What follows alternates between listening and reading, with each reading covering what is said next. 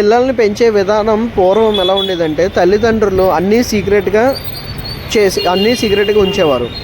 పిల్లల్ని పొద్దున్నే లేపి వాళ్ళకి టిఫిన్లు పెట్టి స్నానాలు చేపించి గుడికి తీసుకెళ్ళి పూజ చేసి బడికి పంపించేవారు. పూర్వం రోజులన్నీ ఇలా సాగేవి. ఆ రోజుల్లో పిల్లలు కూడా బాగా చదువుకొని అభివృద్ధికి వచ్చేవారు.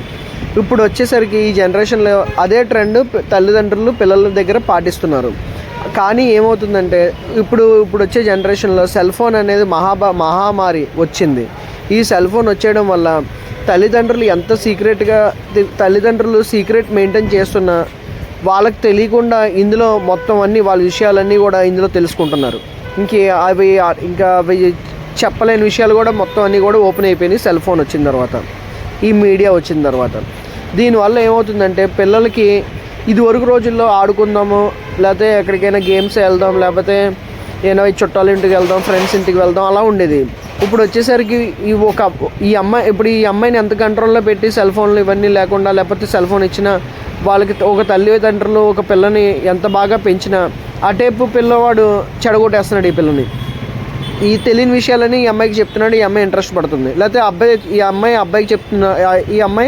అబ్బాయికి చెప్తుంది, అబ్బాయి ఇంట్రెస్ట్ పడుతున్నాడు.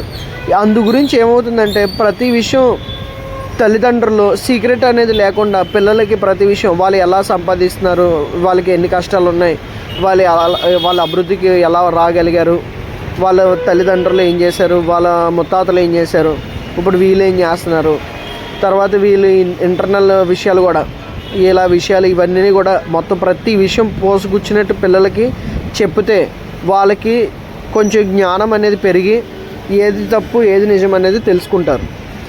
తెలుసుకోలేనన్న రోజులు కూడా పిల్లలు ఇలాంటి ఘోరమైన పనులు చేస్తూనే ఉంటారు అని నా అభిప్రాయం.